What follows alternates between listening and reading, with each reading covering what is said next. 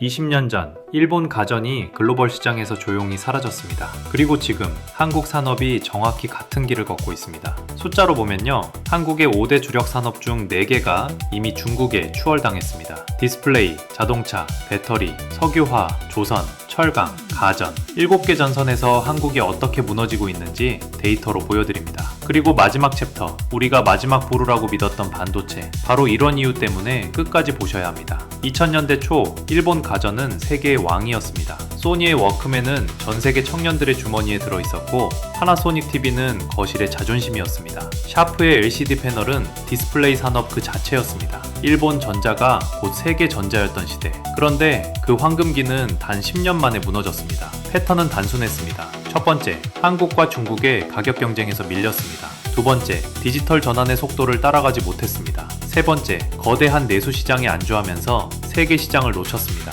결과는 처참했습니다. 한때 세계 1위였던 소니 TV는 글로벌 5위권 밖으로 밀려났습니다. LCD의 대명사였던 샤프는 결국 대만의 폭스콘에 매각됐습니다. 도시바의 가전 사업도 통째로 다른 나라에 팔려나갔습니다. 가전이 무너지자 일본 경제 자체가 흔들렸습니다. GDP는 길고 긴 정체기에 들어갔고 산업 공동화라는 말이 그때 처음 나왔습니다. 한 세대를 먹여 살리던 산업이 사라지자 그 자리를 대체할 새로운 산업도 쉽게 자라지 못했습니다. 공장이 떠난 도시는 활력을 잃었고 청년들의 일자리도 함께 사라졌습니다. 일본은 지금까지도 그 후유증에서 완전히 벗어나지 못하고 있습니다. 그런데 숫자로 보면요, 지금 한국의 모습이 그때 일본과 너무 닮았습니다. 산업의 순서도 비슷합니다. 가전에서 시작해 자동차, 디스플레이, 그리고 반도체까지 일본이 한국에게 빼앗겼던 그 순서 그대로 이번에는 한국이 중국에게 내주고 있습니다. 추격자가 가격으로 시작해서 품질까지 따라잡는 패턴 한번 본 적 있으시죠? 바로 이런 이유 때문에 많은 전문가들이 한국이 일본의 길을 걷고 있다는 가설을 내놓고 있습니다. 이 가설을 검증하기 위해 한국의 7개 전선을 차례로 보겠습니다. 첫 번째 전선은 디스플레이입니다. 결론부터 말씀드리면 이 전쟁은 사실상 끝났습니다. 2025년 4월 LG 디스플레이는 중국 광저우의 LCD 공장을 중국 업체 CSOT에 팔았습니다. 매각 금액은 2조 2,466억 원. 이 거래가 의미하는 바는 단순합니다. 한국이 대형 LCD 사업에서 완전히 손을 뗐다는 뜻입니다. 한때 세계 LCD 시장을 호령하던 한국이 이제 LCD라는 단어를 회사 사업 목록에서 지워버린 겁니다. 그러면 다음 전쟁터인 OLED, 즉 유기발광 디스플레이는 어떨까요? 매출 기준으로 보면 한국이 아직 압도적입니다. 삼성 디스플레이가 48%, LG 디스플레이가 21%, 합치면 한국이 글로벌 OLED 매출의 69%를 차지합니다. 그런데 출하량을 보면 이야기가 달라집니다. 중국 업체들의 합산 출하량 점유율이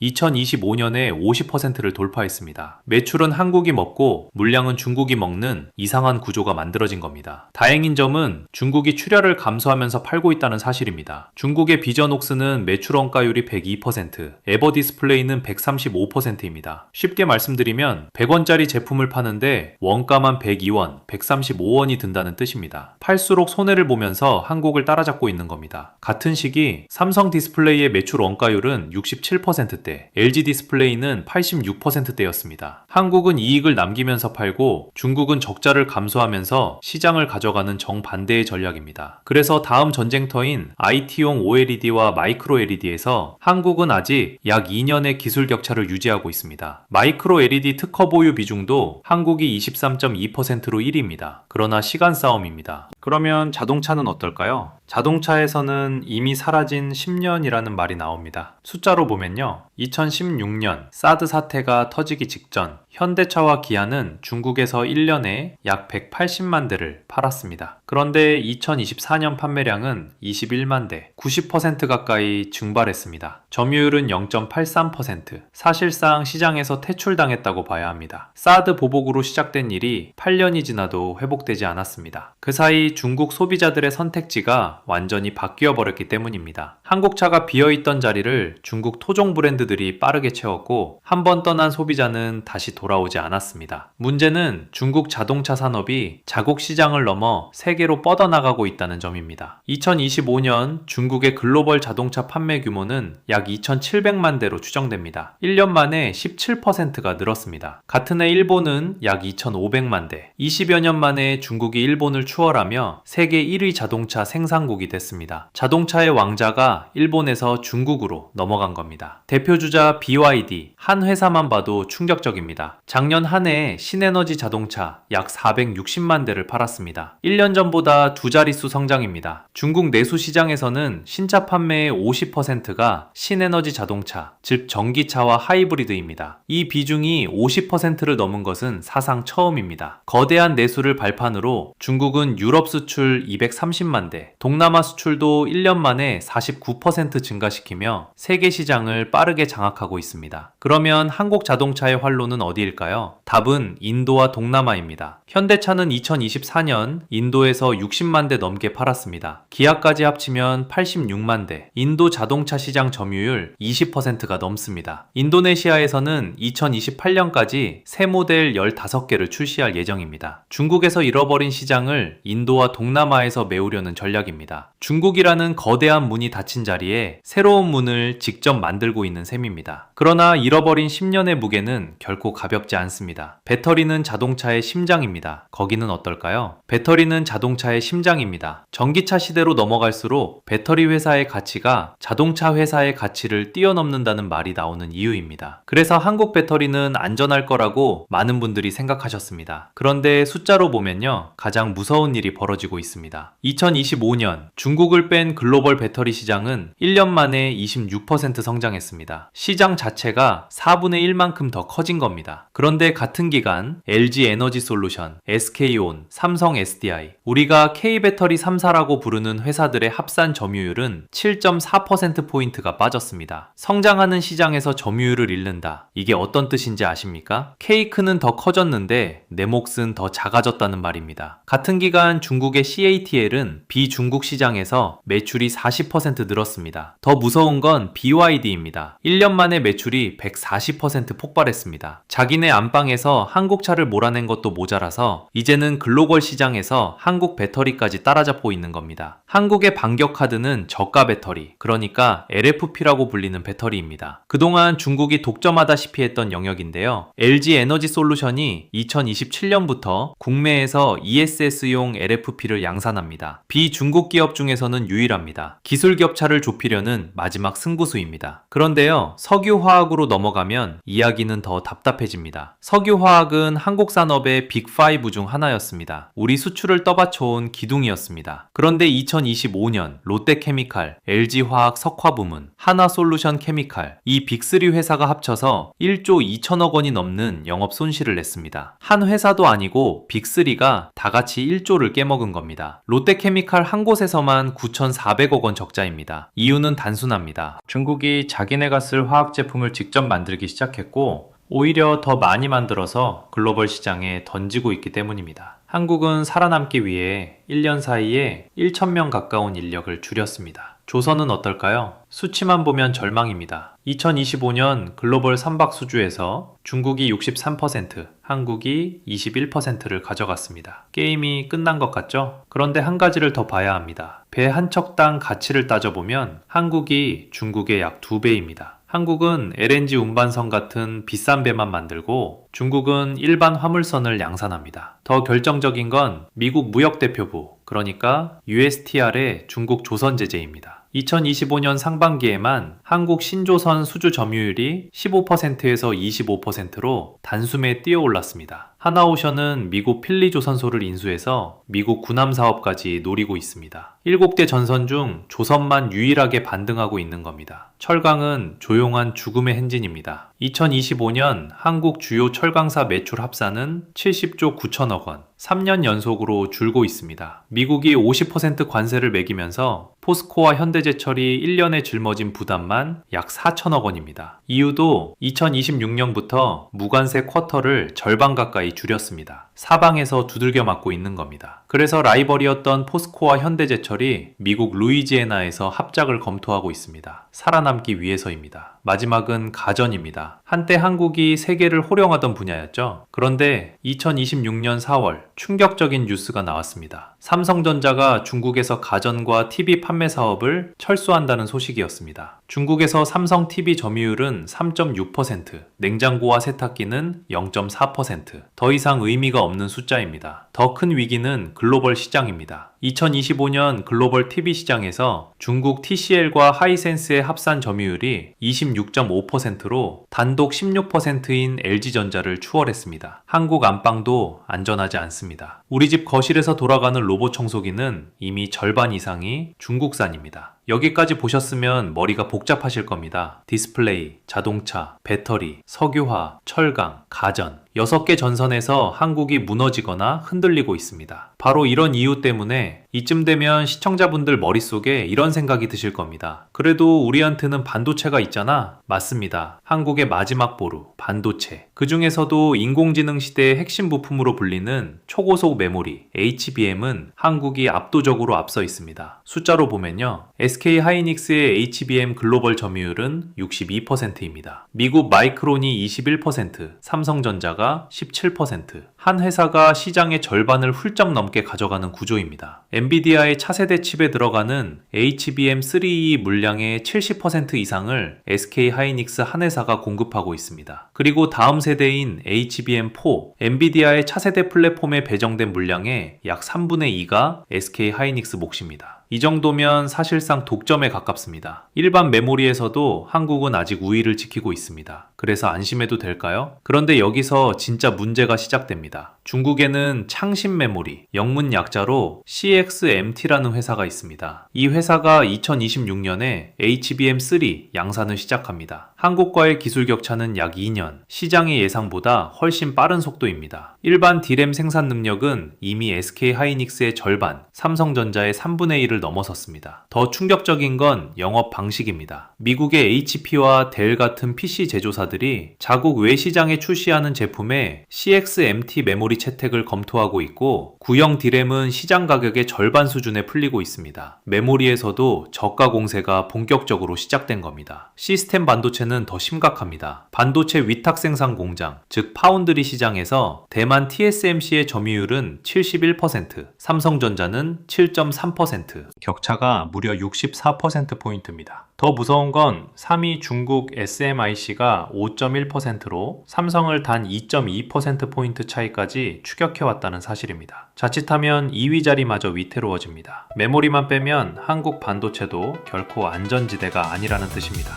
여기서 우리는 다시 일본을 떠올려야 합니다. 1980년대 일본은 글로벌 메모리 시장의 80%를 장악했습니다. 그런데 한국에 빼앗겼습니다. 똑같은 추격의 패턴이 지금 한국에서 중국으로 반복되고 있는 겁니다. 그러면 한국 반도체도 일본 가전처럼 사라지는 운명일까요? 여기에 결정적인 차이가 있습니다. 한국이 가진 카드 4가지를 정리해 보겠습니다. 첫째, HBM의 기술 격차입니다. 다음 세대인 HBM4를 넘어 그 이후 세대까지 한국은 한 세대 이상을 앞서 있습니다. 그저 양산 시점만 빠른 게 아니라 설계와 패키징 노하우가 누적된 격차입니다. 둘째, 미국의 대중국 규제입니다. 미국 상무부 산하 산업안보국이 일정 수준 이상의 HBM을 중국에 수출하지 못하게 통제하고 있습니다. 중국이 자체 양산하더라도 글로벌 빅테크 시장은 봉쇄돼 있다는 뜻입니다. 셋째, 빅테크와의 장기 계약입니다. 마이크로소프트, 구글 같은 회사들이 3년에서 5년치 물량을 성급금까지 걸고 잡아두고 있습니다. 단기 가격 경쟁의 영향을 덜 받는 구조입니다. 넷째, 미국 동맹이라는 자산입니다. 한국은 인도태평양 공급망의 핵심 거점입니다. 미국 정부와 대형 고객사들이 지속적으로 지원할 명분이 분명합니다. 결론은 이렇습니다. 시한부지만 시간을 벌 수 있다. 바로 이런 이유 때문에 우리는 한국이 일본과 어디서 갈리는지를 정확히 봐야 합니다. 일본과 다른 점, 첫 번째, 한국은 글로벌 시장에 적극적으로 나가고 있습니다. K방산 수출이 22조 7천억 원을 돌파했고 K팝과 K콘텐츠가 세계 문화시장에서 자리를 잡았습니다. 일본이 내수에 안주하다 사라진 것과 정반대 행보입니다. 두 번째, 미국 동맹을 활용합니다. 조선에서는 미국 무역대표부의 중국 제재 덕분에 한국 점유율이 15%에서 25%로 뛰었고, 하나오션은 미국 필리조선소를 인수해 미국 군함 시장까지 노리고 있습니다. 반도체에서는 미국의 대중국 규제가 한국 HBM의 방패가 되어주고 있습니다. 방산은 인도태평양 협력의 거점으로 자리 잡았습니다. 세 번째, 사업 재편이 빠릅니다. 삼성전자는 중국 가전사업 철수를 결정했고, LG 디스플레이는 광저우 LCD 공장을 2조 2천억 원에 팔아 OLED로 전환했습니다. 석유화학 빅3는 1년 만에 인력 1000명을 줄이고 대산단지부터 구조조정에 들어갔습니다. 일본 기업들이 자존심 때문에 결단을 늦추다 골든타임을 놓친 것과 분명히 다른 모습입니다. 네 번째, 새 시장을 개척합니다. 현대차와 기아는 인도에서만 86만 대를 팔아 점유율 20%를 차지했고 인도네시아에서도 2028년까지 신모델 15개를 출시할 계획입니다. 중동, 동남아, 중남미까지 활로를 넓히고 있습니다. 중국에서 잃은 자리를 다른 곳에서 만들고 있는 겁니다. 살아남는 길은 분명합니다. 범용에서 고부가로, 단독에서 동맹으로, 기존에서 신규로 이미 사례가 나오고 있습니다. 포스코는 매출이 3년 연속 줄어드는 와중에도 철강 부문 영업이익을 약 20% 늘렸습니다. 일반 철강 대신 고부가 제품으로 갈아탔기 때문입니다. LG전자는 작년에 매출 89조 원으로 역대 최대를 기록했습니다. 프리미엄 제품과 중저가 볼륨존을 동시에 노린 두 갈래 전략이 통한 겁니다. LG 에너지 솔루션은 그동안 중국이 독점하던 저가 배터리, 즉 LFP를 비중국 기업 중 유일하게 2027년부터 국내에서 양산합니다. 위기 속에서도 전환에 성공한 기업은 살아남는다는 분명한 증거입니다. 투자자 관점에서 보면 산업 전체가 무너진다는 공포보다 어느 기업이 어느 방향으로 자본을 옮기는지가 훨씬 좀 중요한 시점입니다. 그러나 분명한 경각심을 가져야 합니다. 한국의 7대 산업 전선 중 6개가 이미 어렵고 마지막 보루인 반도체조차 2년이라는 시한부 시계가 이미 돌아가기 시작했습니다. 그 2년은 그저 흘려보내라고 주어진 시간이 아닙니다. 다음 세대 기술과 다음 시장으로 이동하라고 주어진 마지막 골든타임입니다. 바로 이런 이유 때문에 한국 산업의 다음 5년이 일본의 길을 갈지 새로운 길을 만들지가 결정됩니다. 이 분석이 도움이 되셨다면 구독과 좋아요, 그리고 다음 영상에서 더 깊은 이야기로 찾아뵙겠습니다.